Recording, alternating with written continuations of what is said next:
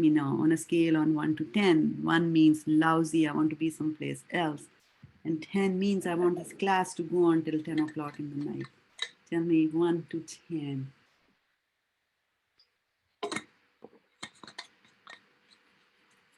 Sudapa wants 10 o'clock. Well, she's mine. We'll take Sudapa's 10 o'clock and the class will go till 7 p.m. Pacific Daylight Time. Her 1 o'clock. Okay, right. Very good. Sadhana is 11 actually. Okay, Varsha is 9. So on a total, we average at 10. Fantastic. Okay. So after a very long time, we are going to start the Brahma Samhita after these short prayers. And during the time that this lecture is going on, I'll mute and then we'll mute at suitable times to get your reflections, etc. Okay, so here we go. Om Ajnanatimirandhasya Jnananjanashalakaya Chakshurunmilitam yena Tasmai Shri Guruve Namaha. All right. Ishvara Parma Krishna Satchidananda Vigraha Anadiradir Govinda Sarvakarana Karanam. All right, so this is the Brahma Samhita where we have been reading in the previous days about various aspects of the spiritual world. And we started with the Supreme Personality of Godhead, said he's Ishvara Parama Krishna, he's everything and he's the controller of everyone. And we also described his form, which is of, eternality, bliss, and knowledge. And then we went on to also see his abode, which was a lotus-shaped, dham, and inside it there was a hexagonal figure, and that is where he and Radharani are standing. And on the petals on the outside are where all the gopis, etc., reside. And then we had started talking about the creation of this material universe. So the proportion between the material universe and the spiritual world is 1:3. So the spiritual world is 3 times bigger than the material world. So if you are spiritually inclined, don't think that you are in the minority. You are actually in the majority, because 3/4 of the world's creation is spiritual. 3/4 of all the jivas are up there. So we are the select few who are here for whatever reasons, right? So we talked about that creation, conglomeration process, Mahatattva, and all that we talked about. And then we started talking about Mahavishnu, right? So we will continue to talk about Mahavishnu today also. Okay, so let's see, we'll take 2 verses. They're small, they're connected to each other. So I just thought we'll take both of them together. And I want to welcome those of you who joined us late and those of you who are watching us here watching us on Facebook. So coming up here and sharing Brahma Samhita, the 5th chapter, and it will be verse number 13, which is coming up on a screen close to you. If you can type a yes to let me know that you can see it, that will be fantastic. Can you? A yes will be good. And I get the yes. The first yes, and 1 yes is good enough for me. Sri Brahma Samhita 5.13. Tad Roma Bilajaleshu Bijam Sankarshanasya cha Hemanyandani Jatani Mahabhuta Vritani tu Tad Roma Bilajaleshu Bijam Sankarshanasya cha Haimani Andani Jatani Mahabhuta Vritani tu. Synonyms: Tat, of him, of whom, who, him, Mahavishnu, because we have been talking about him in the previous verses. Roma Bila Jaleshu, in the pores of the skin. Bijam, the seeds. Sankarshanasya, of Sankarshan. Cha, and Haimani, is golden. Hem means gold. Hemani means golden. Andani means eggs, or Andani also means sperms. Jatani, born. Mahabhuta, by the 5 great elements. Okay, can somebody tell me what are the 5 great elements? 5 great elements, Panchbhuta or Mahabhuta. Take out your pads and tell me.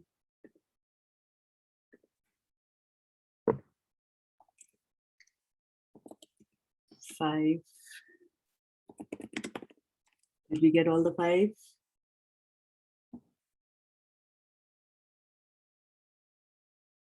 Did we get all of them?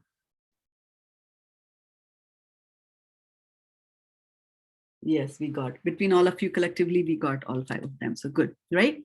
So, so here it is saying that the Andani is sperms and Jatani, Mahabhuta is the 5 great elements. Avritani is to cover. Avaran is a curtain. Avritani is to put a curtain. Avritani and covered, and tu means certainly. Okay. So the spiritual seeds of Sankarshan existing in the pores of the skin of Mahavishnu are born as so many golden sperms. These sperms are covered with 5 great elements. Purport by Srila Prabhupada ki jai. The prime divine avatar lying in the spiritual causal ocean. Okay, tell me, what is causal ocean called in Sanskrit? Real quickly. What is causal ocean called in Sanskrit? Causal ocean. Causal ocean. Causal ocean. Causal ocean. Causal ocean. 1. Okay, let's try to apply our brains to it and try to figure it out. What would that be?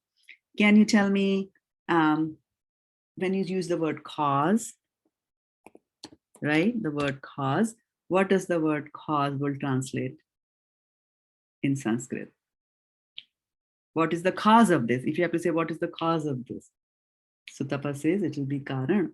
So can you tell me what will be Karan ocean? What will be the causal ocean? Right. So it'll be Karano Dak. Karan Udak. Right? Karan Udakshay means one who is lying on the causal ocean. Right? So that becomes Mahavishnu, one who's lying it. But Karan ocean itself is Udak means ocean, right? And Karan is cause. So causal ocean. Right? That's the ocean, which is the cause of all this, material creation, the Mahavishnu lying on that. So that is the causal ocean. So he says that the divine avatar lying in the spiritual causal ocean is such a great affair. And we will talk today about how great it is, what a great affair that is, that in the pores of his divine form spring up myriads of seeds of the universes, many seeds. Those series of universes are the perverted reflections of the infinite transcendental region. So those series of universes, they are a reflection. And so in which chapter of Bhagavad Gita do we come to know that this material world is a reflection?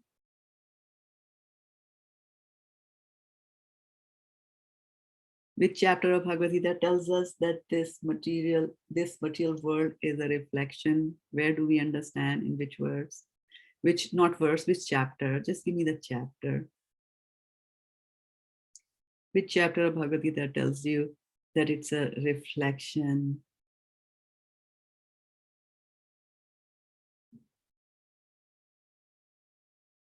Okay. So chapter 10, verses 1 to 3, chapter 13, chapter 3, right? Yeah, it's chapter 15. Urdhamulam adhashakam ashvatham prahuravyayam chandamsi yasya parnani yastam ved savedavit Adhaschordam prasitastasya shakha guna pravritta vichaya pravalaha adhascha mulani anusantatani karmani bandhini manushya loke narupam masye hatato palabhyate na anto na chadir na cha sampratishta ashwathamenam subirura mulam asanga shasrena birena chitva, right? And so he's describing it as an inverted tree, which is a reflection, right? That concept of a tree on the bank of a river, right? And then Krishna later on says that, well, beyond this, there is a spiritual world. So this is a perverted reflection. And so here in this verse that we are also talking about here, so we are talking about the reflective, spiritual reflection. So as long as they remain embedded in his divine form, they embody the principle of spiritual reflection, having the form of golden eggs. So as long as they are on the body of Mahavishnu, right, they are of that nature. Nevertheless, by the creative desire of Mahavishnu, the minute particles of the great elements, which are constituents of the mundane, efficient, and material causal principles, envelop them, right? So because of this, right, because of the creative desires of Mahavishnu, the minute particles of the great elements, and you already told me, what are the great elements? You told me earth, water, fire, air, ether, right? So earth, water, fire, air, ether will come and cover these golden eggs, right? And earth, water, fire, air, and ether are the mundane bhutas, right? Mundane stuff or substance from which this material world is created, right? So they envelop that egg. So imagine that egg is being covered by something.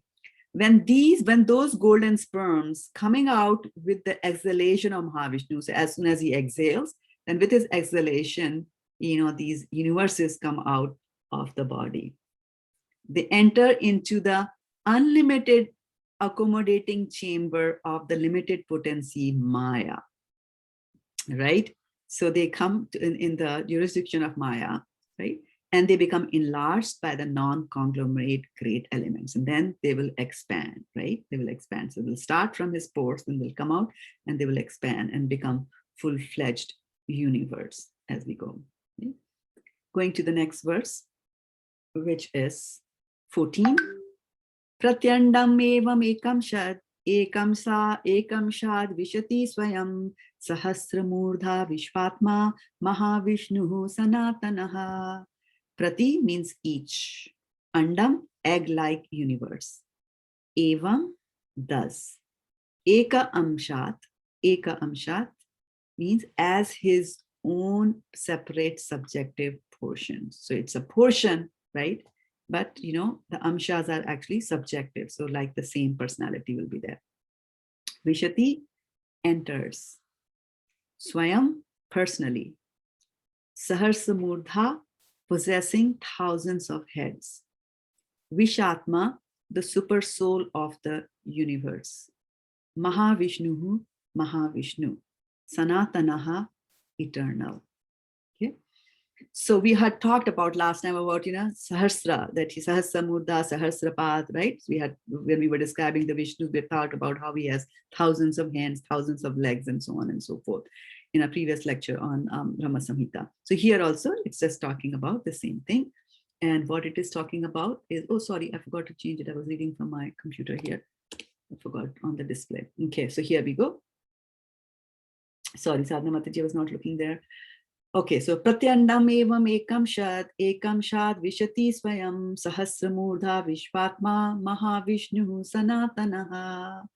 So the same Mahavishnu entered into each universe as his own separate subjective portion. Okay, so we imagine the Vishnu is lying on the causal ocean, and in the pores of his body are these sperms, golden sperms, which are covered by the 5 material elements. And then they will go, and as soon as he exhales, these will come out of his body and they will go towards Maya, who's handling this whole new material universe. And then in each of these universes, the Mahavishnu is going to enter into each universe as his own separate subjective portion. So imagine Mahavishnu, there's one Vishnu, Mahavishnu lying on causal ocean. Inside the universe, there are other Vishnus. So can you tell me what Vishnus are there inside every universe?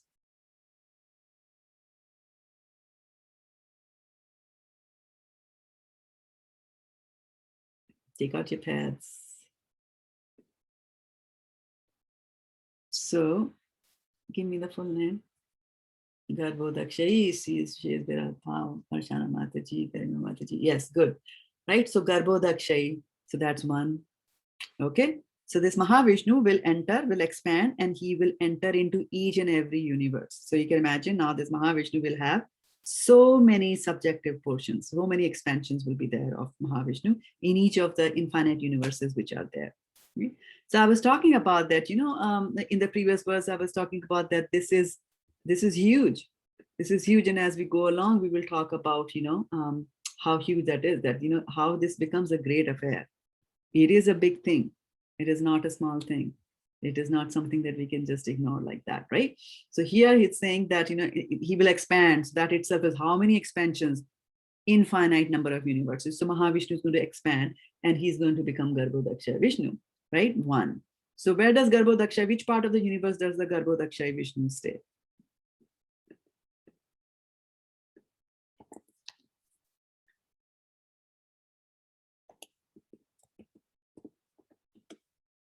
Aruni says bottom.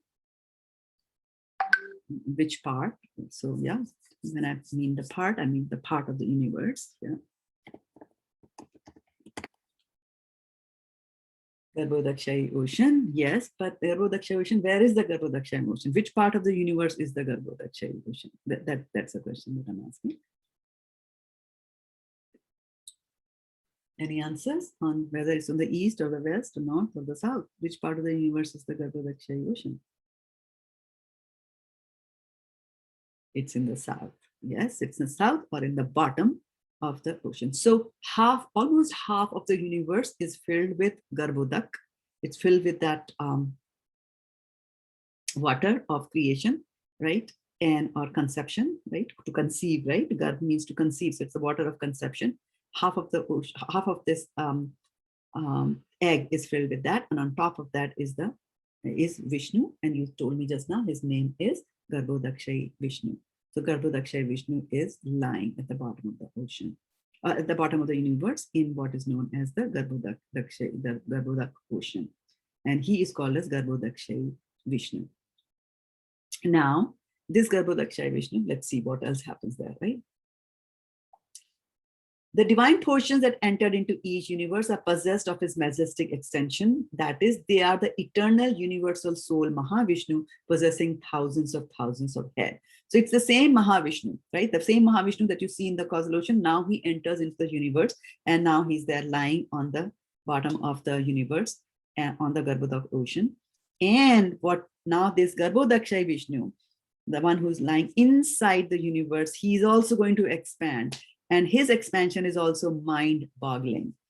Yeah, right? Not as mind-boggling as the expansion that Mahavishnu does, but nevertheless still mind-boggling, because inside each universe, now this Garbhodaksha Vishnu is going to expand and become what is known as Hirodaksha Vishnu. What is Shir? What does Shir mean in Sanskrit? What is Shir? When I say Shir in Sanskrit, what do I mean?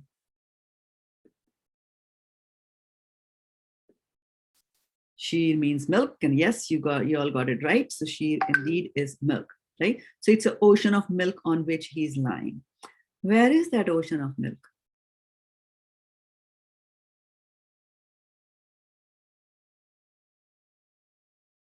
Where is that ocean of milk? Does anybody know?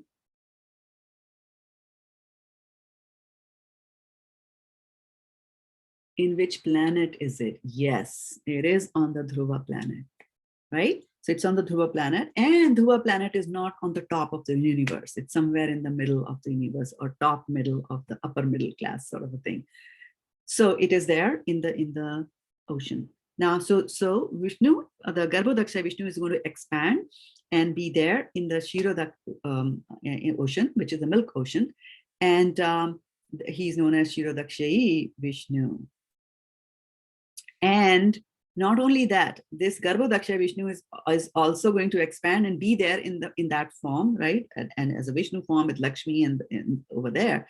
But then he's also there in everything. He's there in our heart, right? So when Garbhodaksha Vishnu expands and comes into our heart, what is he typically known as? Very common, colloquially, what is he called?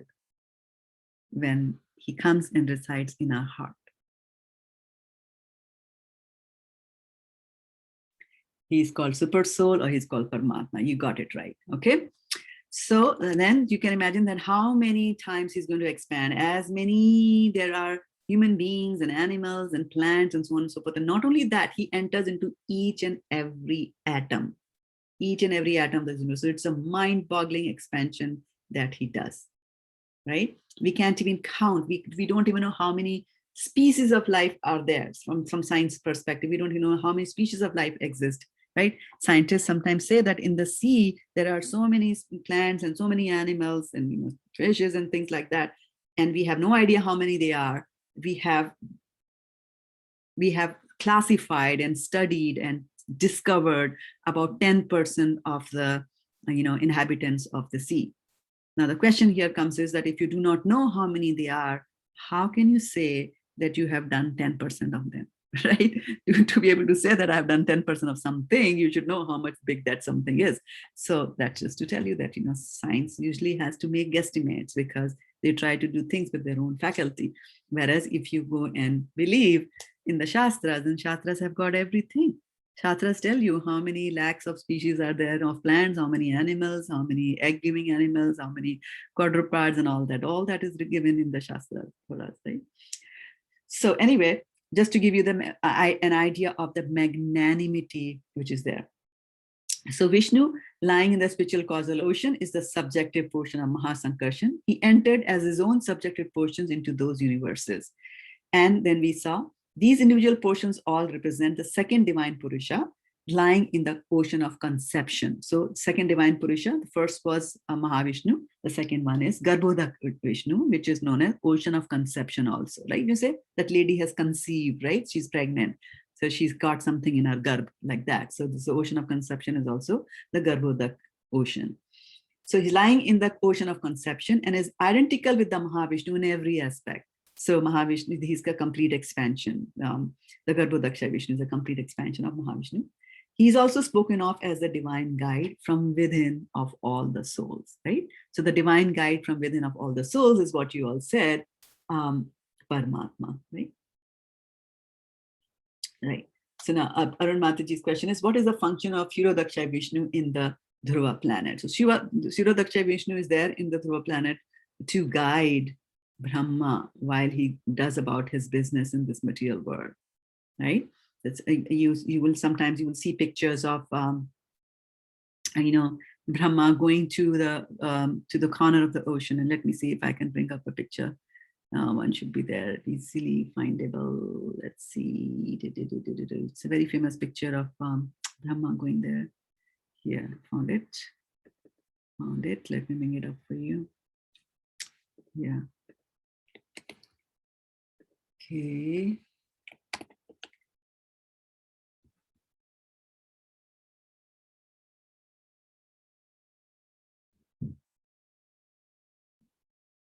Here. So you see this picture is slowly coming up. So all these demigods are there, right?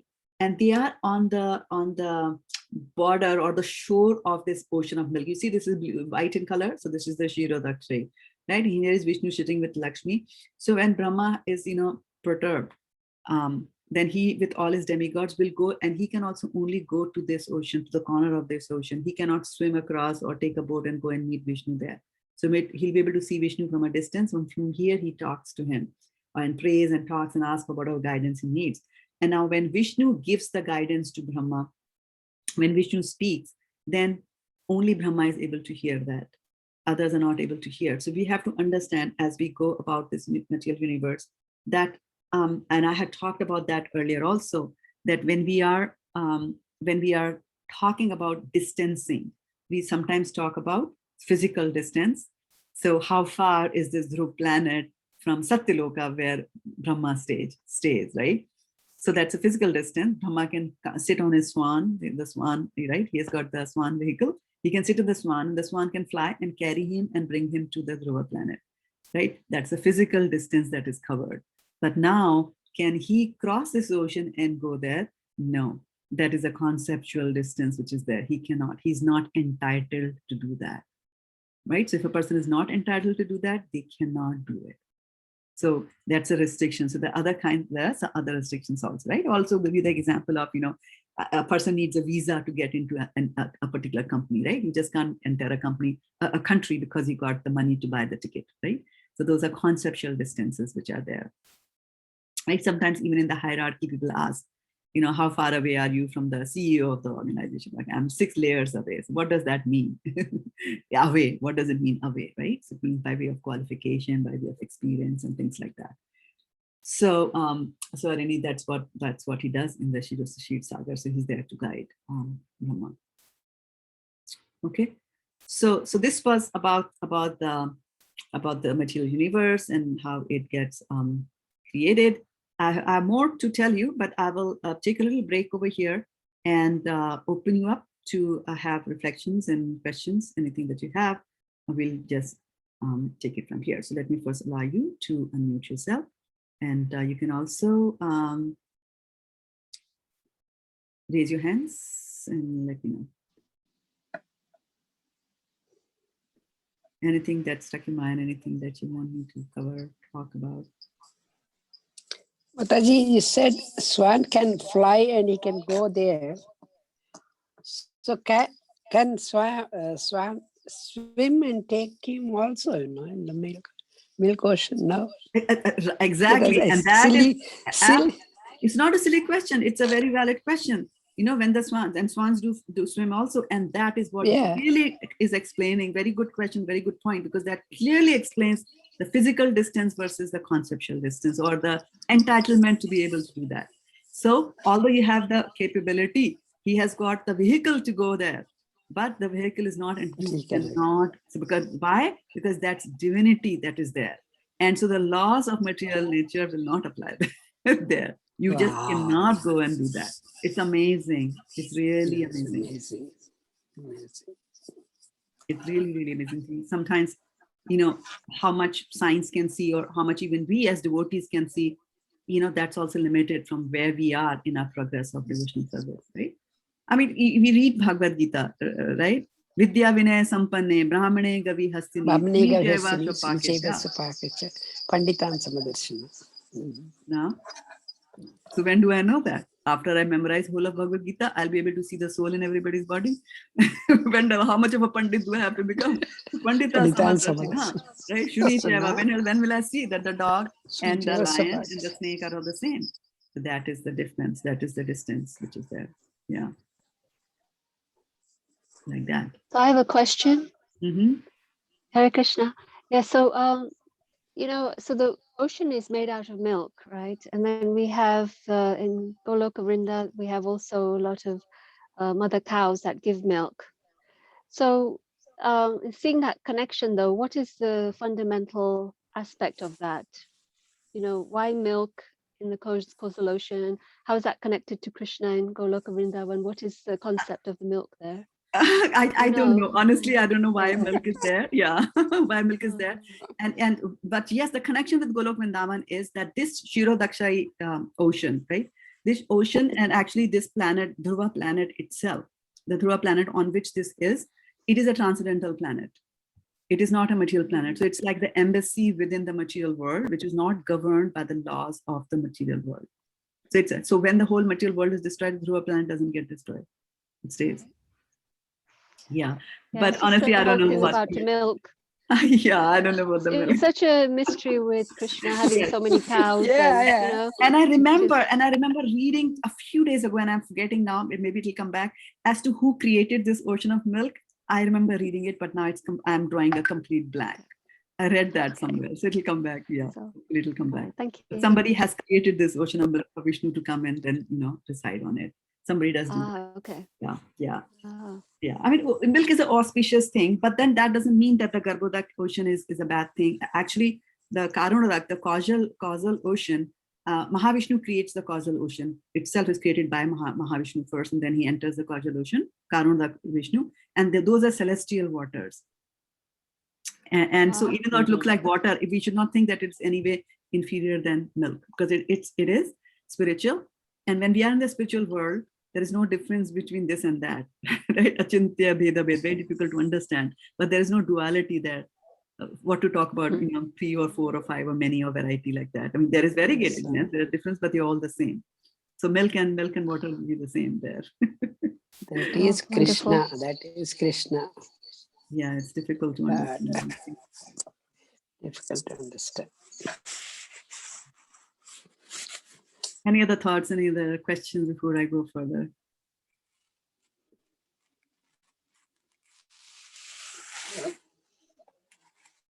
Okay, so let's go here. And I wanted to explain a few more concepts of how this universe is being created. And we talked about eggs coming, the sperms, the golden sperms coming out, right? And they were covered by the 5 elements, right? And there's more to that. So I wanted to spend a few minutes of our time that we have here today to go over some of those things about our universe, okay? So I have, just give me a minute here. Let me try to bring up some things that I can show you. Okay.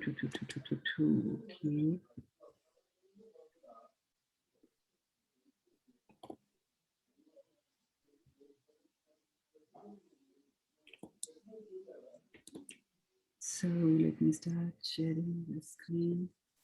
I'm going to share screen number 2 again. Let me know whether you're able to see screen number 2. And you? Anybody can confirm? Yeah. Okay. All right. So I don't have synonymous properly. Okay. So here we go. Okay, so I'm putting you on a mute for now and bringing up here with this. All right, so here, which one is this one? Can you type and tell me?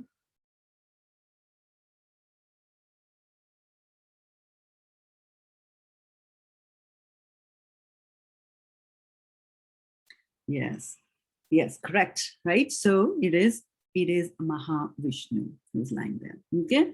So lying, and then if you take a little bit, if you, zoom out a little bit or pan, then here is what it is, right? So this is the Mahavishnu lying on the causal ocean, and so many universes are coming out of the pores of his body, okay? Then, now each of these is a universe in itself, right? So we talked about that as a universe. So if you go, this is another diagram, which is kind of showing you that here is a Vishnu lying in the causal ocean. From the bowls of his body are these golden sperms that they were talking about. So these golden, each of the golden sperm is actually expands into and becomes a universe, right?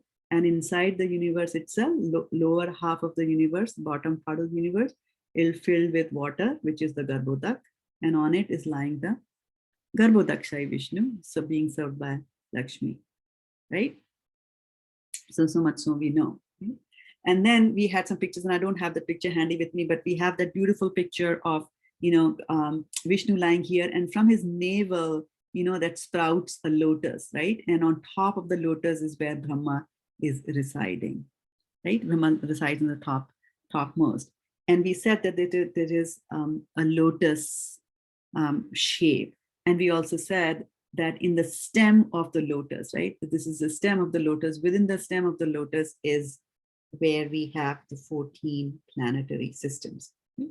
And a while ago, I'd also mentioned that these pictures or these descriptions of Lord Krishna or of his creation use lotus a lot of time.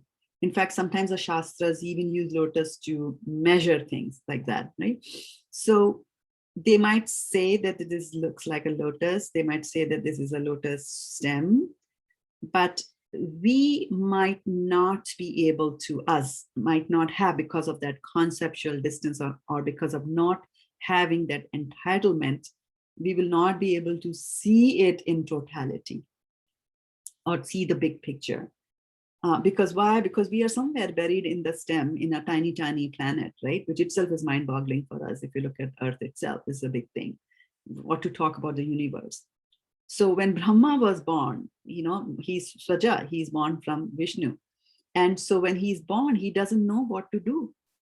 And so where he is, suddenly he finds himself there. There's darkness everywhere. He can't understand anything. So he starts walking down the stem of the lotus, and he walks down the whole stem and he comes to the navel, right? So you imagine that, he's walking down a tunnel, a so-called tunnel, or whichever he's coming, and he comes to Vishnu, but he's not able to see Vishnu. Why? He doesn't have that entitlement yet to be able to see him. So similarly, for us to be able to understand, after all, what is that stem of the lotus, right? And what is the lotus then? Well, lotus, we can understand, is the planet of Brahma. It is sort of shaped like a lotus. Like, for example, in the prayers of Kunti Maharani, which we will read, begin to read very soon in our Friday Bhagavatam classes, Kunti Maharani prays to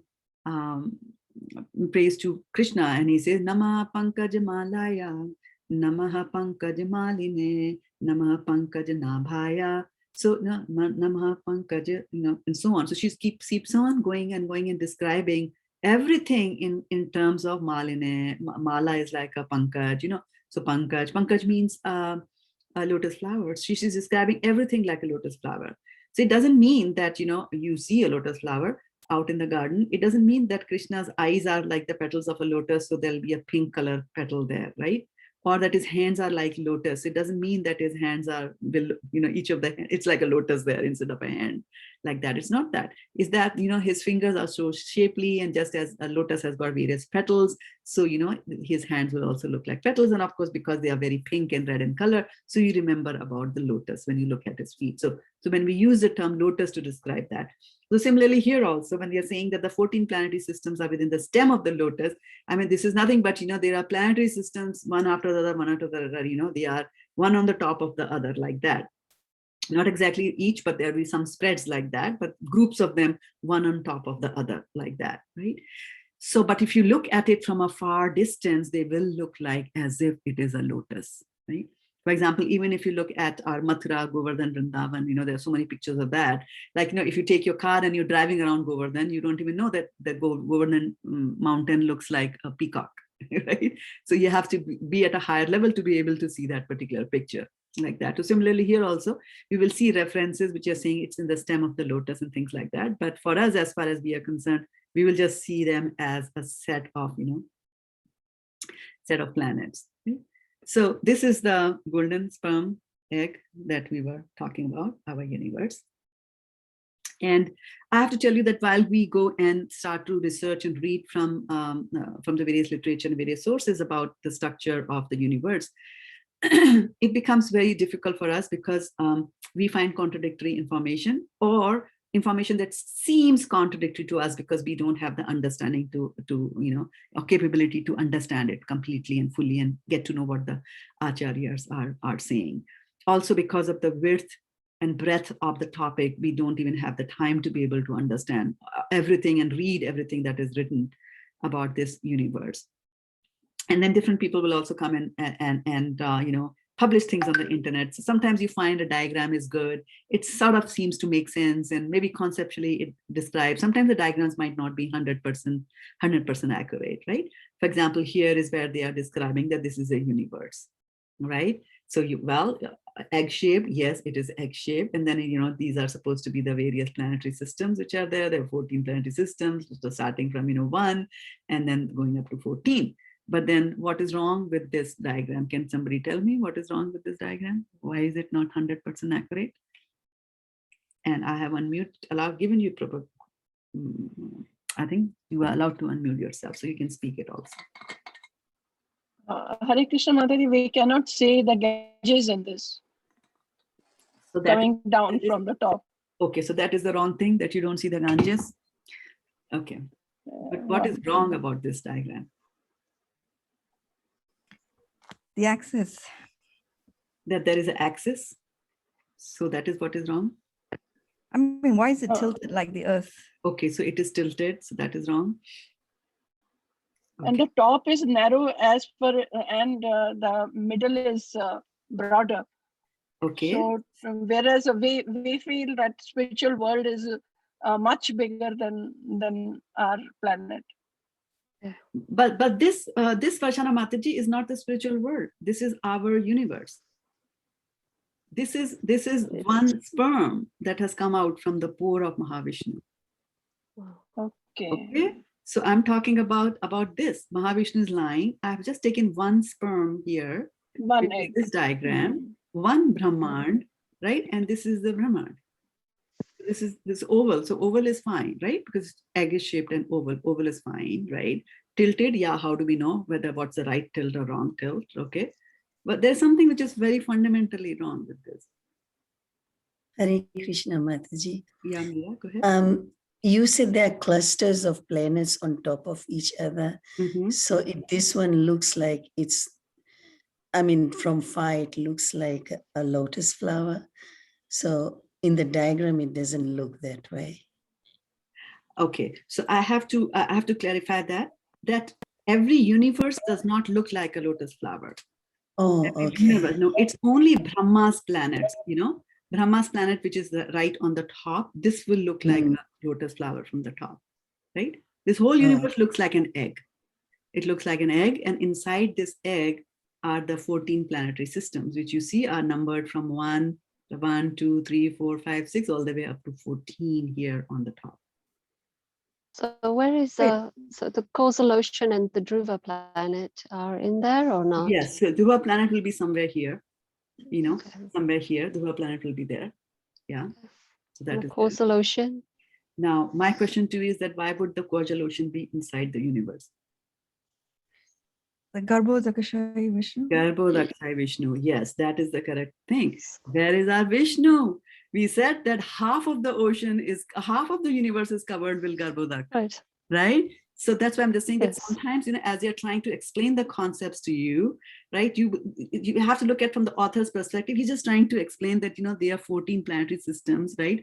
And they will be layered one on the top of each other, just understanding this, but he forgot the Vishnu aspect, right? So that is why our Shastras are good, and you have to get deep into and never forget that there is Vishnu. So a better diagram would have been that these planetary systems should have started somewhere from here, okay? Nevertheless, so keep that in mind. And so remember, the causal ocean is outside, it's outside, and from there on it, Mahavishnu is lying. And from the pores of the body of Mahavishnu, these golden sperm eggs come out. Each one of them expands and becomes a universe. And inside that egg is the Garbhodak ocean, right? Just as you have the egg, right? When you look at the egg, if you break an egg, right? Don't do that. So half of it is filled with, the white part. Okay. So I guess just to clarify, I guess my question was, isn't the causal ocean the separation between the material and the spiritual? Yes. But you said that the sperm leaves the Mahavishnu as spiritual, but then somewhere it must become material. But and the only thing that I could relate, I would be looking for is that layer, that distinction. Right. And that river, that is like causal ocean. In some places, you will also see that as referred to as Viraja river. And Viraja river separates the material from the spiritual. It's the dividing line. So it's a line, so there should be something between that egg shape and then. Yes. Okay. Yes, there is space. There is space. That is where the concept of ether comes into picture. Okay. Yeah. So there is space. Thank you. Yeah. Okay, so this is our egg, and now we've gone inside the egg. We notice there's something missing in our egg. Where is the egg yolk? My Vishnu is not here. But anyway, we understand the purpose of this was to explain to you that the 14 planetary systems are here. Okay, and remember that polar star or Dhruv Loka, right? We also call it as a Dhruv Loka, right?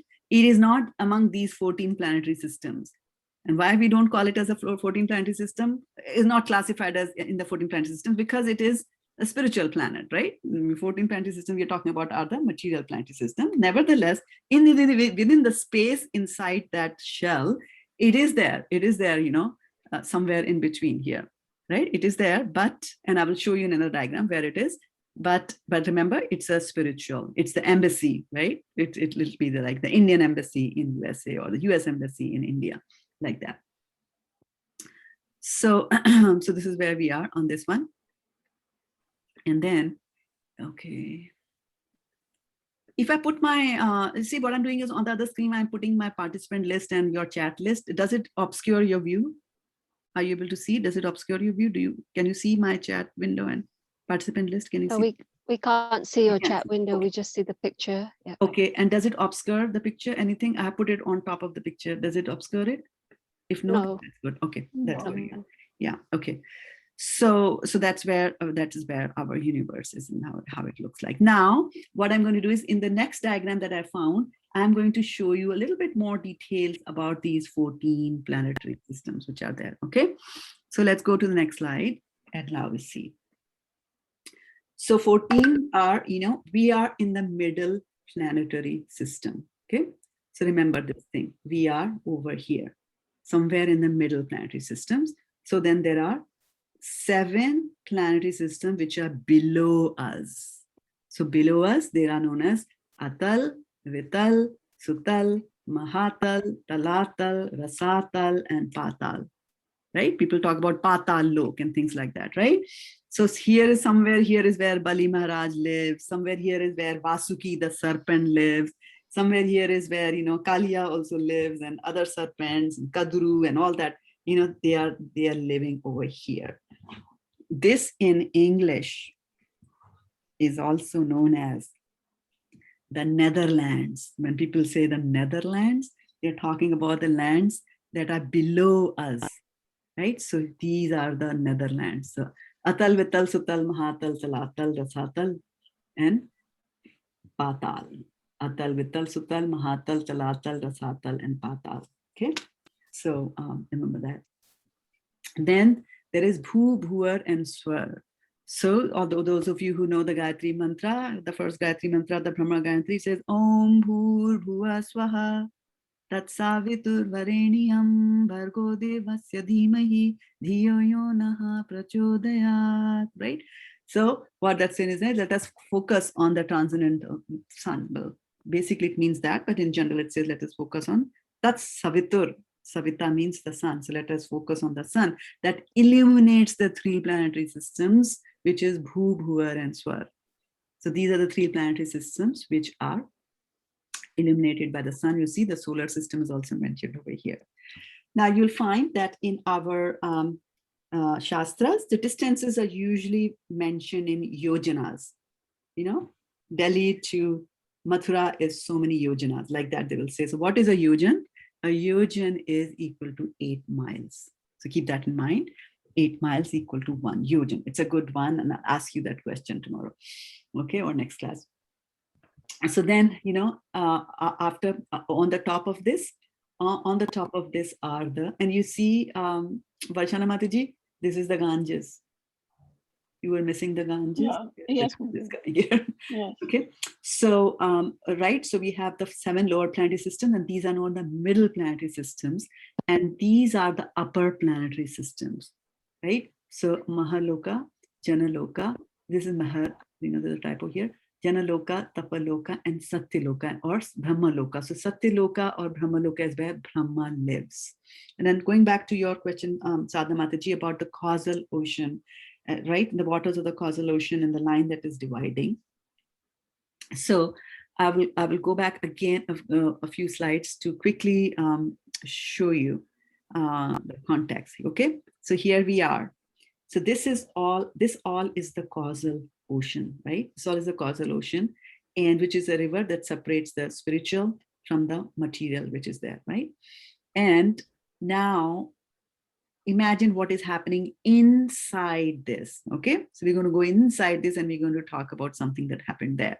So here what had happened was that somewhere here there was that pastime happening of Vamandev, right? Vamandev, and when he became Trivikrama, he became huge in size, right? So he lifted his foot, and with one foot what he did was he went all the way up to the middle planetary systems. And then that was the right foot. And then he took his left foot and then he went to the topmost planetary system.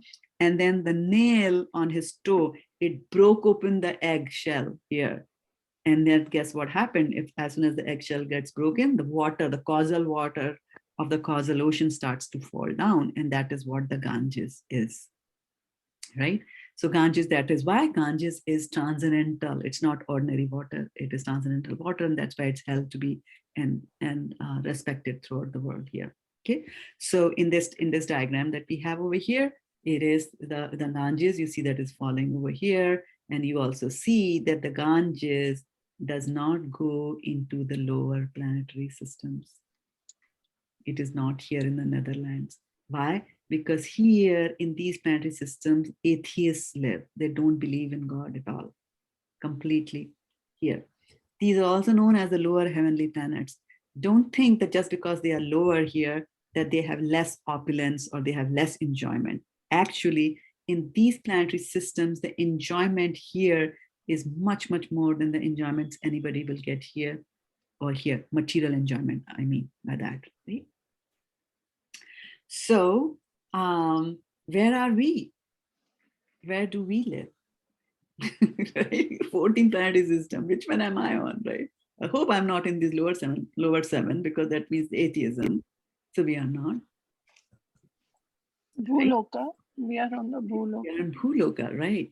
Right? And above us, Bhuloka, Mataji. Bhuloka. Yeah, correct. So we live here in the Bhuloka, right?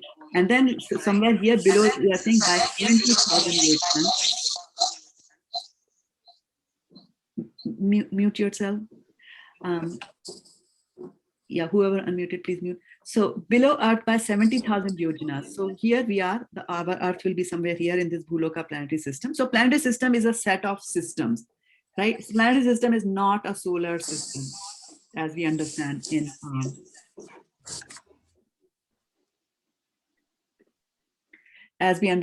our day-to-day understanding.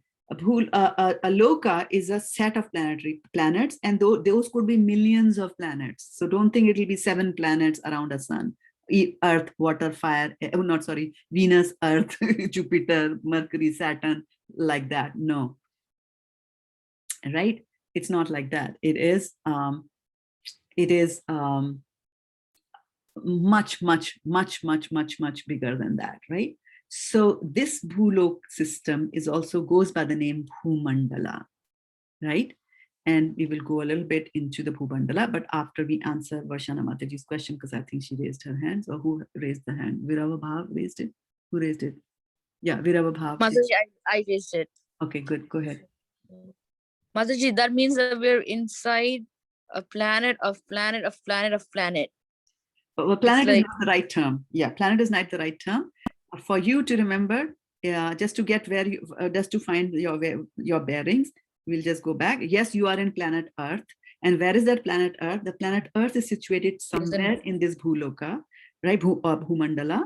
And then where is this Bhumandala? It is inside the egg, right? It is inside the egg. God. And where is the egg? The egg is here. Brahmanda. Yes, the egg is the Brahmand, right? And there are numerous eggs like that. Once you have, each Brahmand can be of a different size, can expand to be of a different size, can have a different number of planets inside them. And the people inside and the species inside them can also vary. So most of the time that the descriptions, etc., that we give pertain to this Brahmand only, the one that we are living in. And so ours is not a very complex Brahmand, by the way, in case you are finding it very complex. And that's why Krishna tells Brahma that, because this is not a very complex Brahmand, that's why you have only 4 heads. Otherwise, Brahma has got millions of heads in other universes. So they can be very complicated as well, but we are fine. We can handle only this much of complexity and no more. Like this itself is more. Yeah. Yeah. Yeah. So then continuing on with this. So these are the 14 planet systems. So far, are you with me? And if you are with me, then please type a yes. And then is there a second hand that is raising? And if you're done with your hand raised, then please drop your hand so that I know that's how many are remaining. Okay, so Aruni, yeah, go ahead. Yeah. So in Bhuloka, so I remember before you were talking about there's not a transmigration of births from one system to another.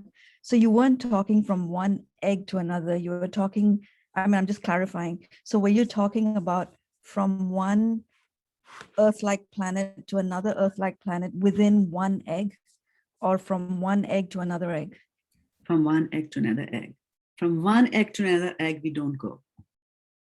Usually, as long as the universe is alive, this particular universe is alive, which means the cataclysm has not happened, we will be migrating from one species of life to another species of life, to higher planet, to a lower planet, but we'll stay contained within that universe. In very rare cases, will a soul go beyond and be born in another universe.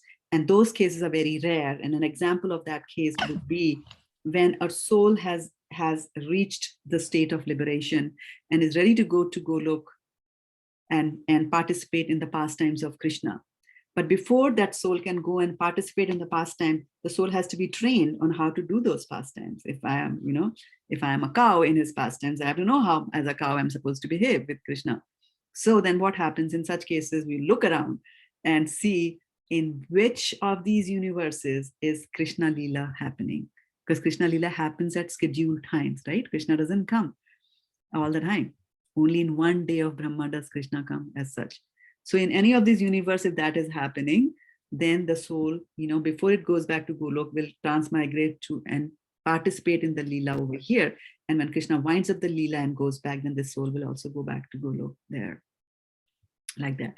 So in one egg in the Bhumandala, in the Bhuloka, you have do you have several parallel planetary systems? So would you have several Earth-like planets? I'll have to stop you here just so that you get into the habit of using the right terminology, right?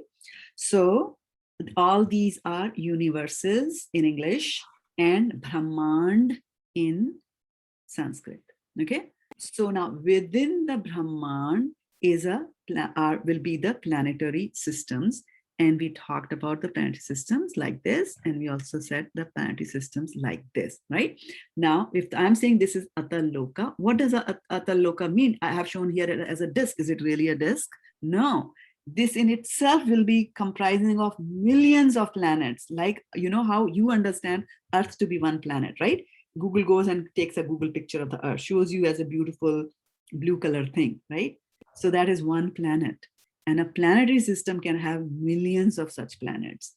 Can I have Earth is one type of a planet. I can have planets which are more opulent than Earth, less opulent than Earth, smaller than Earth, bigger than Earth, and for every planet, between every planet, there will be a physical distance, which is measured in yojanas, right? For example, it said that below the Earth, by 70,000 yojanas are the 7 lower planetary systems. So below this Earth, you go 8 into 700, 8 into 70, so 540,000 miles. If you go below the Earth, then you will hit Ataloka. Well, they have given you the physical distance.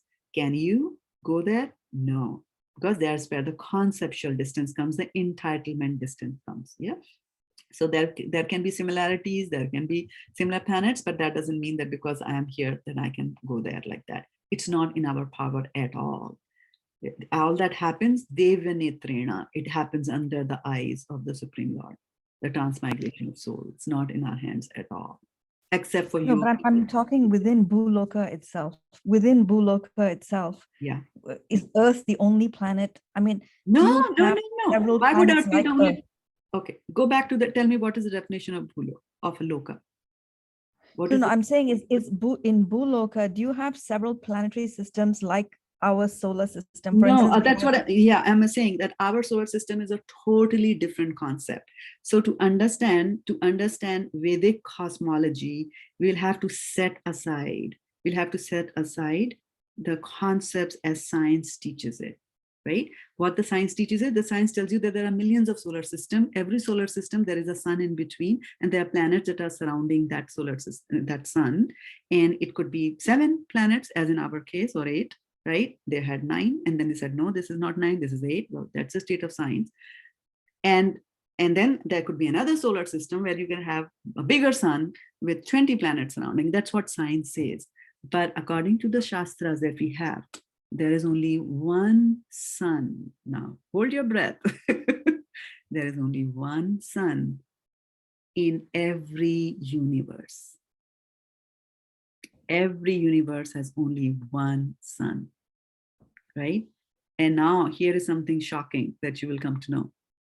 That sun only illuminates the Bhu, Bhuvar, and Swarlokas.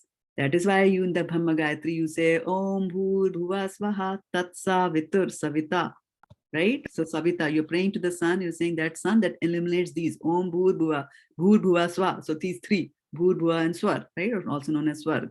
That's so Swa, like that. So they are saying about these two. These planetary systems, there is no sun for them at all. No sun for them at all in the lower planetary system. There's no sun. And that is why we say the lower planetary system, like I said earlier, they are Netherlands. They are more opulent than the heavens above. These are heavens below. That's why they're also known as Bil Sarva. Bila means just a shuha goes inside a bill, the snake goes inside a hole. So if you dig a hole, you will be able to go down and reach these planets. And there is no light there from the sun, right? But there are nagas, there are snakes that are there, and they have got such effulgent gems on their forehead that they are able to illuminate their whole planets. And the lights there are brighter, much, much brighter than what the sun can give us, right? So we have to understand the Shastric, from the Shastric concept there, right? So which is almost like the Las Vegas, right? Exactly the same thing happens. There are no windows in any of the casinos. Everything is dark, but inside there is a lot of light. Because they don't want you to be aware of time, sun setting, sun rising, and things like that. You want you to enjoy all the time. That's what people do over here. The atheists who did not believe in God, but did some good activities, did some pious activities, they go there, right? And exhaust their things, and they come back again to the middle planetary system, like that, right? So we'll have to, I should have told you before that we'll have to set aside what science has told us and listen to it and read it from Bhagavatam and from our Shastric reference. So there's only one sun. And now there is also only one moon. So Jupiter has got 7 moons and Saturn has got 2 moons and all the scientific things are there. No, the moon, as we understand, is like that. And then there's only one moon in the universe. And you will also see in Shastras that the moon is farther from Earth than the sun is. And this might again be something shocking to all of us, because we always thought that moon is closer to us. And didn't we go to the moon? Now you're saying that moon is farther than the sun. We know sun is billions of miles away. And now you're saying moon is even further, right? So we have to understand this context a little bit deeper into where is the sun and where is the moon, right? And what distance are we talking about? Okay? So when you're looking at this planetary system, you have to think about distance in 2 ways. There is a radial distance, right? Like this, in this direction. And there is also a distance in this direction, right? So where is the sun and where is the moon? If Earth is over here, and if you're going towards the top, then you will meet Mr. Sun first, and then moon will come later. If you're just going vertically, right? And that is what it means when they say that moon is further than the sun as far as Earth is concerned. So we are here somewhere in our Bhumandala. And so when you start, if you have to go in the upper direction, you have to travel more upwards to be able to reach the moon than you would travel to be able to reach the sun. Okay, so that is one thing. Second, however, is which science is saying, and we also now have to understand science with the Shastra Chakshu, from the eyes of Shastras. We can also understand science, that what the scientists are saying, and you will notice, and you will just enjoy looking at it, and you will say that, oh, so this scientist said, but he said only half of the thing. He doesn't have the big picture. The Shastras give you the big picture. So what the scientists are saying, that the moon is closer than the sun. They are talking about the radial distance, the distance from this axis, which is the imaginary line, which is there. So the moon is somewhere, it will be, maybe if the moon is somewhere over here, right? So when you have to, if the earth is over here, you are moving vertically and you might hit the moon, right? But it'll take a very long time to go there. The sun, however, you will meet the sun sooner. So somewhere in this area, you will meet the sun. But you won't, as you're going up, you won't meet the sun over here. You'll have to walk in this direction and then come and hit the sun here. So sun, or radially, the sun is more far, is situated at a farther distance than the moon is on a radial. And that somehow also helps to explain and understand the lunar cycle and the solar cycle, right? The sun takes 1 year to go around and the moon takes only 28 days to go around. And that is because if they're moving around this axis, because the moon is closer to the axis, it's able to take one round very quickly. And if the sun, which is bigger, then sun is taking a longer time to go around this Bhumandala over here. So that's why it takes 1 full year for the sun to go around. And we understand that to be a year. So radial distances versus the vertical distances, and that is why Prabhupada was saying that it is impossible to go to the moon. It is impossible to go to the moon because moon is not close to Earth as we think it's a satellite and it's very close to Earth, right? It is not close. What Prabhupada says is most likely, and we don't know where the Americans landed. Most likely they landed on Rahu, the planet Rahu, because it's closer to our Earth system. And we have 2 hands which are raised. So yeah, please unmute yourself and remember to mute yourself after you're done. So whoever raised the hands first, please go ahead and ask the question. Unmute yourself unless I... Mataji, what is that east and west in our sun and moon, they raise like that? What is that concept? What is that concept that raises? Well, because of the way the sun moves, the way moonrise and sunrise are explained, it's parallel to how science also explains it to us. It's the same thing, right? Because of the rotation and the earth being round and the sun also moving, some part of the sun, some part of the earth will be away from the sun. So there's night, so the sun has set. Other part is getting the sunlight. Same thing, same concept. Similarly of moon, also same concept. That Shastras go into a lot of details. There's a lot which has been said and spoken and written about it, right? I just thought that I'll give you a very high level picture here today.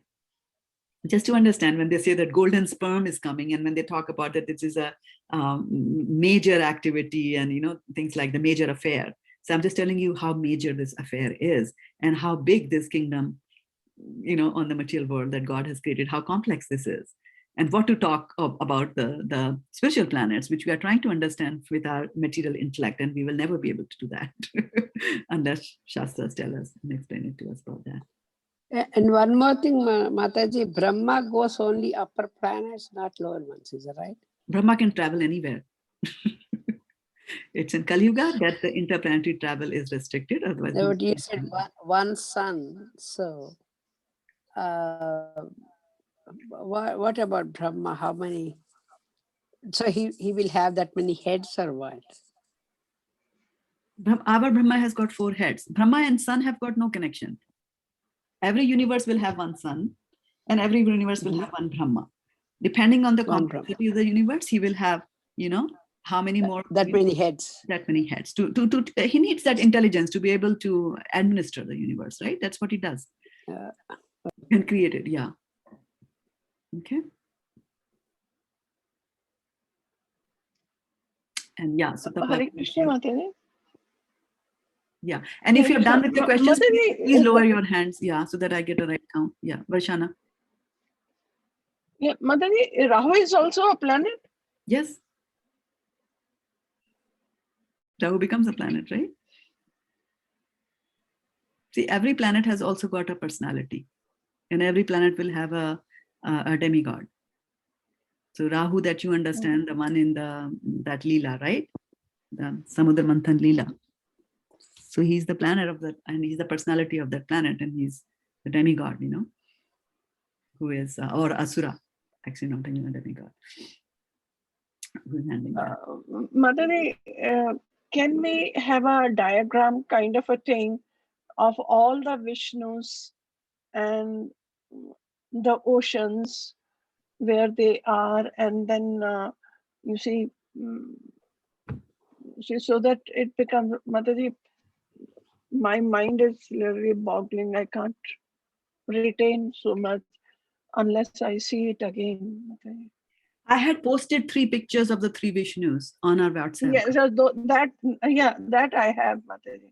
Yeah, so those are the only ones that I also have, right? No, if we draw a kind of a diagram. Yeah, that, this is the diagram. This is the these are diagram, the right? things. This is the diagram that comes closest, right? Because inside this universe, how will you draw the third Vishnu, right? You can only go up to the second Vishnu because the third Vishnu is everywhere. He's in every atom. He's in everybody's heart as Paramatma, right? This is the closest that you can come. This is the Mahavishnu, and this is the Garbhodaksha Vishnu. And then Hirodaksha Vishnu, you understand that he's in everyone's heart, right? Like that. Mataji, when did you send that pictures, Mataji? When it was I have Mataji, I'll send you. Can you please repost Okay, thank that? you. Yeah, can you Thank please repost? Yeah, that'll be helpful. I'll post it to Mataji, yes. Okay. Yeah, I see one more hand raised, and whose hand is that?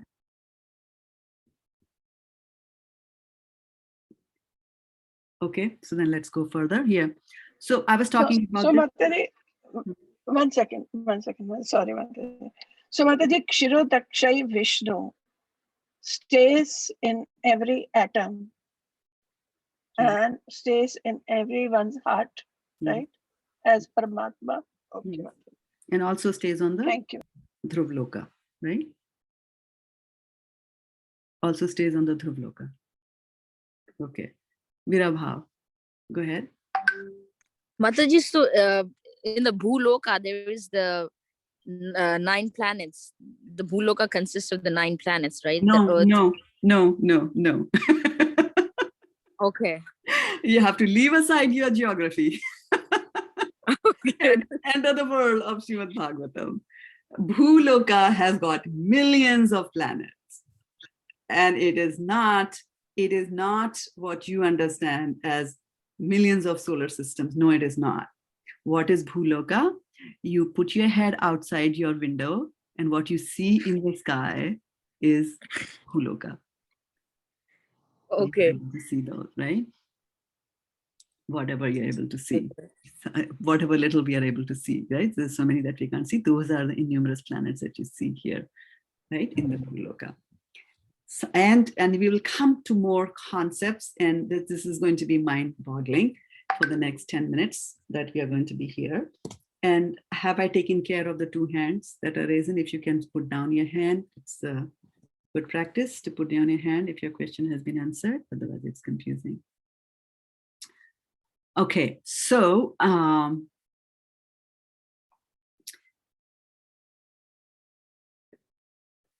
Mataji, do you have a question? Because I see your hand raised. I'm going to lower the hand. Okay. Sorry, no, that was from the previous one. Let me lower it. Okay, I lowered it. All right, so here we go. Now, okay, fasten your belts. We're going inside. All right, so here, this is the Bhulok or the Bhumandala. This is where we live, you and I are somewhere here. Okay, now try to imagine the vastness of what I'm going to describe. I already told you that Bhumandala or Bhuloka has got millions of planets. Okay, and for us, even Earth is a big planet, right? For us, even Mount Diablo is a tall mountain. Himalayas are very tall for us, right? Impossible to climb kind of things. So from that perspective, I'm telling you this is millions. And I'm also telling you that there are 14 such planetary systems. Lower ones don't have a sun. They get light from the gems on the Nagas. The middle 3 get from the sun, and there is only one sun, right? And one moon. And the upper planetary system, they are self-effulgent. They have their own light. They don't need the light of the sun. Okay. Now we're going to go inside this. Are you all with me? And if you are with me, please type a yes in the chat window. I want to see whether I lost some of you in the Netherlands. All right, so I got a few yeses over there. I'll take that. So now we are going inside the Bhumandalas. I'm going to show you the diagram of this one, okay? Now, before I go there, I want you to put on your thinking hats and tell me, when you were reading geography, what was the definition of an island?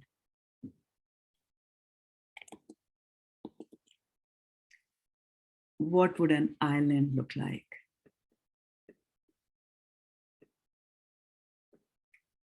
Unmute yourself and tell me.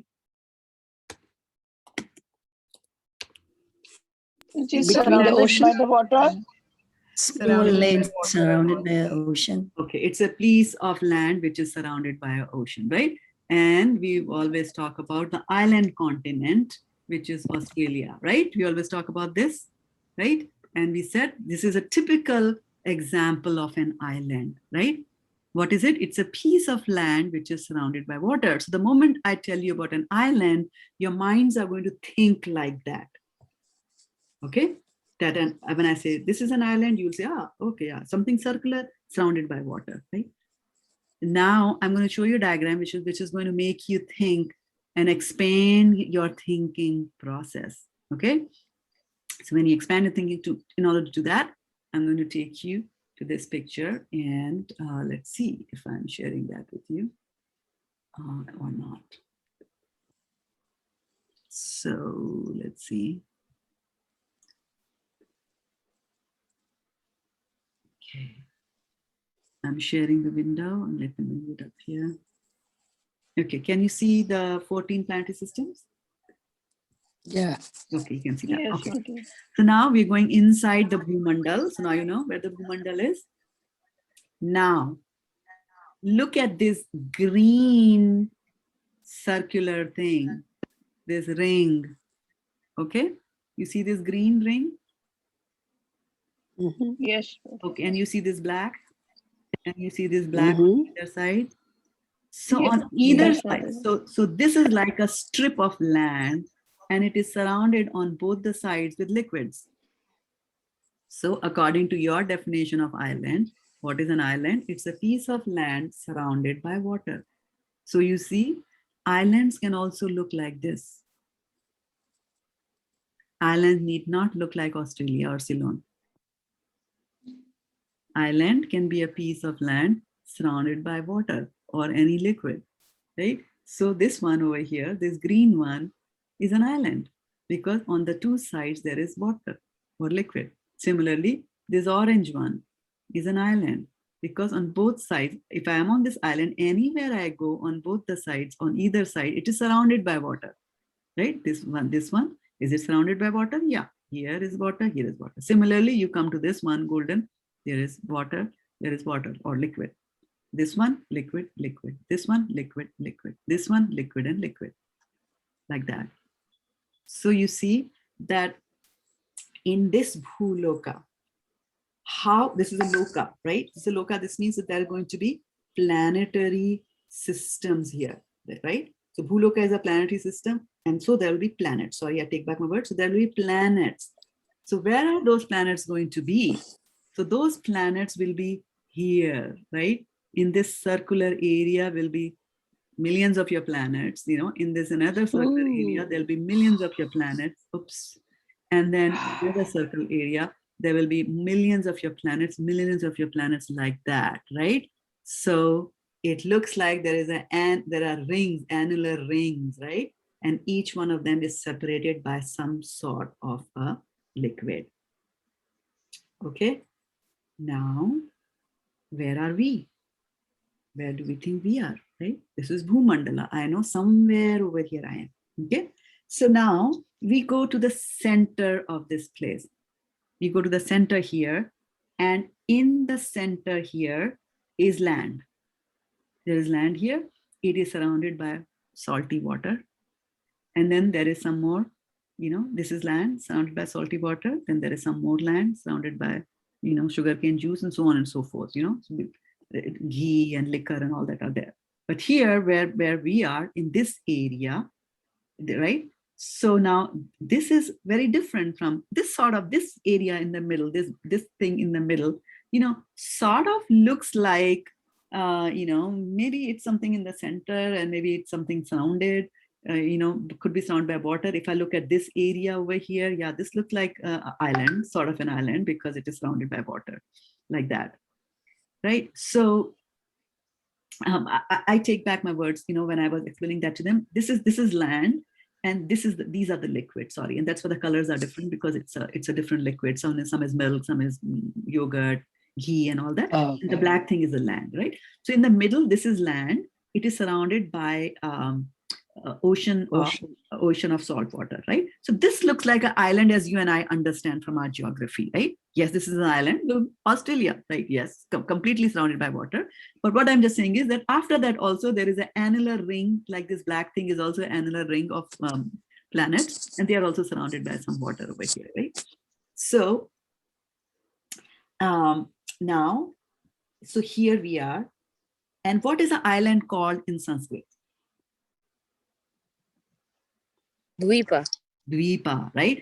So all of them are given a name of a Dvipa. Okay, so now you see we have zoomed in into the 14 planetary system, and we are talking about, the Bhuloka over here, and above that is the Bhuvarloka, above that is the Swargloka, and Mahatal, Dasatal, Talatal, all the way up to Satyaloka, going up to Brahma. And again, from our reference where we are, we can also go down, and we can go to Atal, Vital, Suptal, Mahatal, Talatal, Dasatal, and Patal Lok. Like that, we can go in the downward direction also. But we are here, and at least now we have narrowed down that we are inside this dweep. This very first dweep is where we are. And each of these dweeps has got a different name. And what are those different names of the dweepas? Let's just go and look into the second, and we'll see.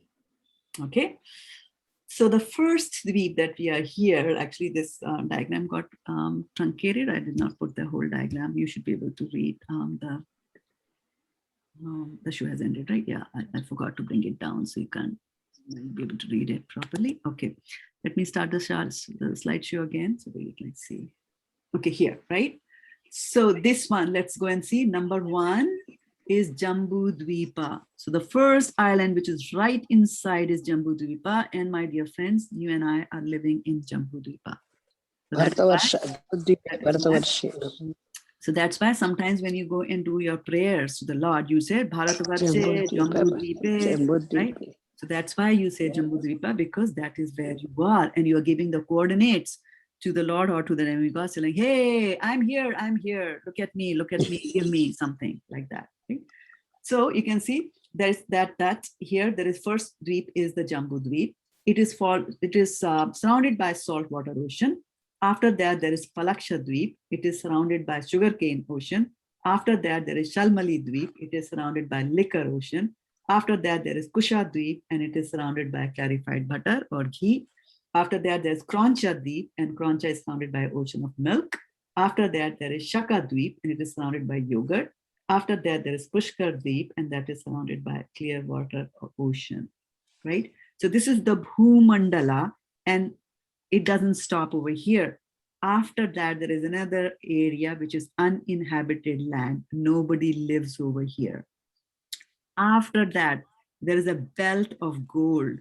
And this place is so shiny because of all the gold that is there, that if you drop something over here, you won't be able to retrieve it, because you won't be able to see where it fell, because everything is so shiny, the glare is so strong that our human eyes cannot see it, right? And after that, there is a Lok and a Lok mountain range.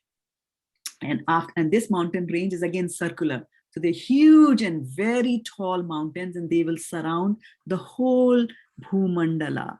So if I go back to the previous diagram, after this, there were all those, Loka and all that, the land of gold and the uninhabited land of gold. And after that, there is a Lok mountain, which will be surrounding the whole thing. So it comes as, again, there's a ring of mountains, Lok, and they are very, very tall. They go very tall, right? As you can see from here, that, this is our Bhumandala, they go even beyond that, they will go even beyond. At least up until the Swarloka, they will go this tall. The mountains from here are this tall, like that, okay? So going over to the next picture. So then we have, a Lokalok mountain. After that is Alok Varsha, where you cannot go, right? And after that is the shell of the universe. Remember, it's an egg. So egg has got, we were just, Outside. inside the egg. The egg is supposed to have a shell. So, and we read in Brahma Samhita today that this shell is made up of 5 elements. Remember, the sperms got surrounded by the 5 elements. And those 5 elements you listed were the earth, water, fire, air, and ether. Okay, so we will stop here now. It is 7:30 our time.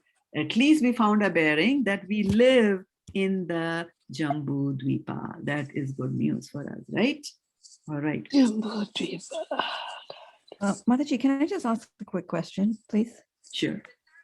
You said there's one, the last layer that you cannot go to. So you mean to say that the other layers, the golden layer and all that we can actually go to those places? Yes. And next time we do it, whichever Saturday is there, I will we'll take us a story from Srimad Bhagavatam, and it will tell you what is needed to go there if one wants to go there. And one thing which I forgot to mention, and I might have to bring up my slide deck show again here, is the most important thing that I forgot to tell you all. And we'll go back to our thing. Yeah, there you go. Yep, there you go. All eyes. So you see, this is our Jambudvip. And in the middle of the Jambudvip is a mountain. You're not sharing. We didn't get the picture, Mataji. We can't see Mataji. Oh, what a anti-climax, huh? Why are you not able to see this? Okay, anyway, that's a different question. All right, can you, when it came to gold, you're not able to see it? Okay, here. So you see, this is Jambudvip where we live, and this is mountain. Meru mountain. Meru or Meru, yeah. Okay, don't disturb. And then, so this is Meru or Meru mountain. And as you can see, it looks like an inverted mountain, right? So inverted mountain, it is wider on the top and it is thinner at the bottom. And you notice that this mountain is so tall. Think about the Himalayas. So Himalayas are somewhere here, right? Where you are. And we'll talk about Himalayas later. The Himalayas somewhere here. And this Sumeru mountain is going all the way from Bhuloka, and it is crossing Bhuvarloka also. It's gone above, that, the 8th planetary system. This is the 8th planetary system. This is the 9th planetary system, and it just falls short of the 10th planetary system. It goes all the way to the top. And wait, it also extends 16,000 miles below this. It also goes 16,000 miles below this, right? So it is like that. So this mountain is known as Mount Sumeru or Mount Meru. Now comes the question that if you are living over here somewhere, and if the Himalayas are there and they are this tall, right? Let's assume the Himalayas are this tall, right? Somewhere over here. Now, if I'm standing here, I should still be able to see Mount Sumeru because it is so tall. Something as short as Himalayas, which is only 29,000 feet or meters, something like that, and no comparison to how tall the Mount Sumeru is, we are not able to see it. And why we are not able to see it is because we need the qualification to be able to see it, right? We don't have chakshus, correct. And also, heaven in all its wisdom has hidden Mount Sumeru from our eyes, because if we see so much of gold, what are we going to do? We go bring out the gold to my go there. Yeah, like that. So is it material or is it spiritual? Sumeru, is it still material? It is absolutely material. It's absolutely 100% material, because this is all happening in the material world. Only Dhruva planet is spiritual planet in this universe. So it is all over here. And to answer one of the questions, I think somebody asked that, can Brahma, does he stay there only? No, actually, Brahma's offices are here also on the top of Mount Sumeru. Brahma lives in Satyaloka. He lives in Satyaloka. He will have his office here. Indra will live in the heavenly planets, but for office work, he will go here. So there are offices on this also. Okay, and they will move. So as we commute to our offices, similarly, now you can imagine what kind of a commute Brahma has. Right? He's commuting from Satyaloka all the way to Bhuloka on top of the, well, anyway, somewhere here. Because, somewhere over here, right? He has to come because the Sumeru mountain is all the way going here to the top. So he has to commute, but he has got better vehicles than what we have. Okay. So I think this is enough food for thought for one day to think about the mind boggling. He will go in his swan, he will fly with his swan too. Yeah, for them it would be like going from Mountain View to San Jose or something like that. Much less than that, because he comes very quickly, right? Yeah. So then when we think about, scientific advancements and how smart we are, and somebody was showing me, that, this car can go from 0 to, 1,000 miles per hour in less than a second. In a Tesla store. I had gone there to distribute books. I was trying to give him a book. He was trying to give me a Tesla. And so he was telling about this. Yeah. Remember all this. Yeah. And then remember all hats up to Shukdev Goswami. I'm relying on posters and pictures and PowerPoints and references. No, but you're explaining to us. You can imagine how tell him you'll do an exchange. Do an exchange. Yeah, there you go. Okay, so with those happy thoughts, happy thoughts, think about it. Think about the magnanimity of the universe, right? How tiny we are in the whole scheme of things, right? And as we start punching in figures, and I have not even talked to you about the shell. I've not even talked to you. The only thing that I can tell you, and something to think about, is that Bhumandal. I showed you the Bhumandal with the islands, right? The 7 islands surrounded by water, all those islands, right? The Bhumandala that we were looking at, the diameter of the Bhumandala is 4 billion miles. Oh boy. 4 billion miles. And by the way, the Discovery Channel also tells you, after so many pumping in millions of dollars into scientific research and microscopes and telescopes, they also come to a figure close to this. So buy $250 Srimad Bhagavatam, you'll get all the answers. you don't have to I'll take one. Easy to go to those bundles. Right. 4 billion miles, not kilometers, miles, is the width of the Bhumandala. We are not talking about the height yet. Height is also 4 billion. This way and that, right? That is one universe.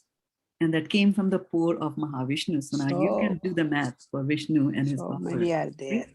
So when you look at Vishnu and his immense power and the tremendous things that Vishnu can do, when you read this, only thing that you can think of and the only emotions that you will get for Vishnu will be awe and reverence.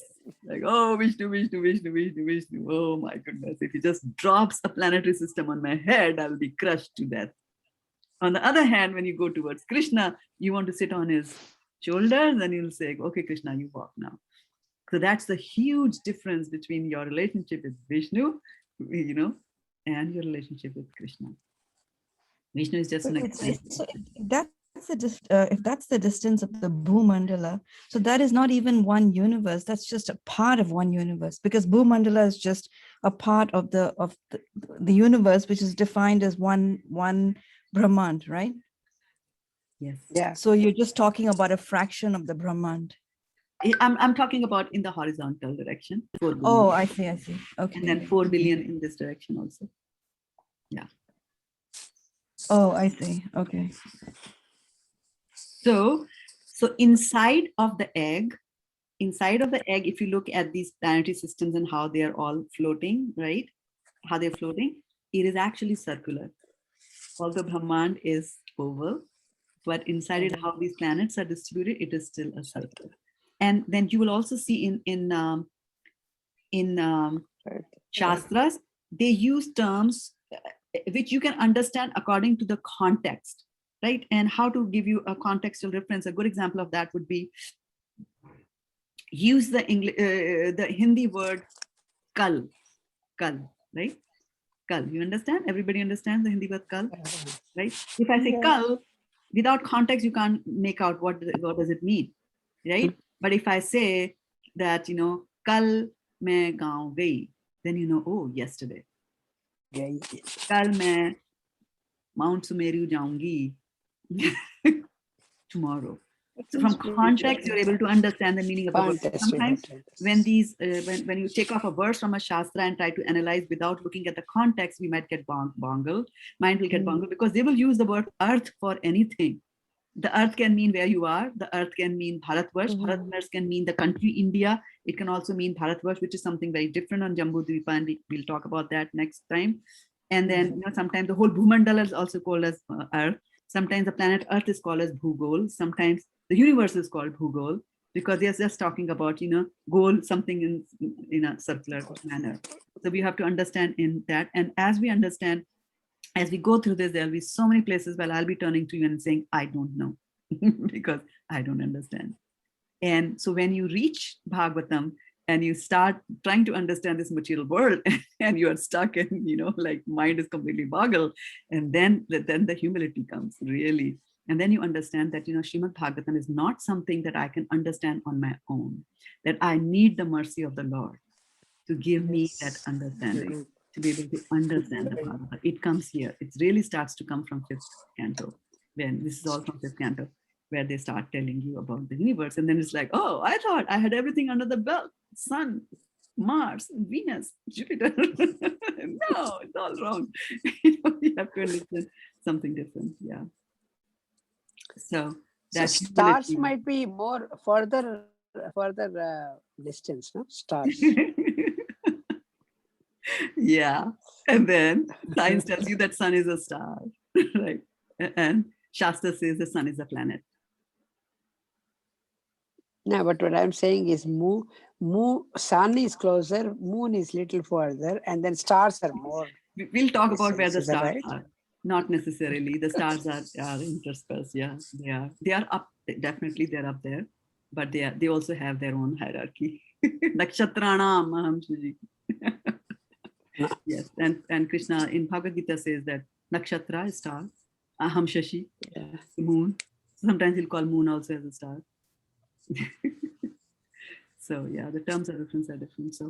So go slowly, try to digest the 4 billion miles worth of the universe, the concept of island, and how our mind and our consciousness expand, right?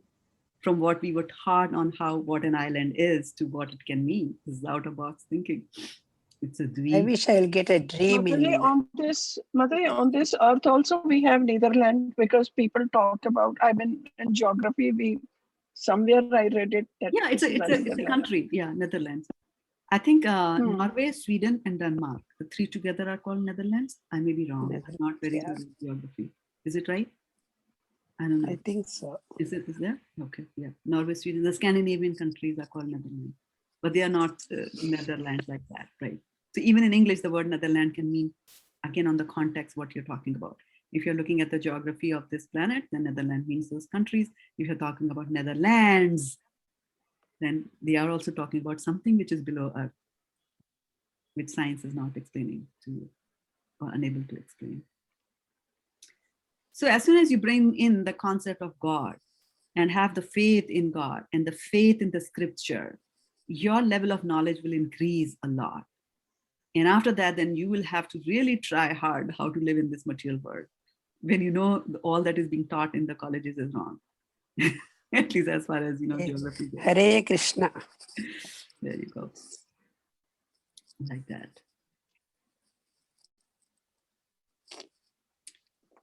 So, Varshana Mataji, you have a homework to give the 3 Vishnus to us? Right? Maybe already. Mataji, I think Mataji has already posted. Okay, good.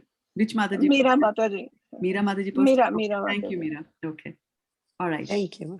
Very good. So thank you very much. Understand, think about Panchakalpatarubhyascha Kripasarubhyascha Patitanam Pavnebhyo Vaishnavebhyo Namo Namaha Gaur-Premanande Hari Hari. Haribol. Thank you, Krishna, Thank you so Krishna, much. at least take me in the dream. Yes. Krishna, thank you. Hare Krishna. Mataji. Thank you.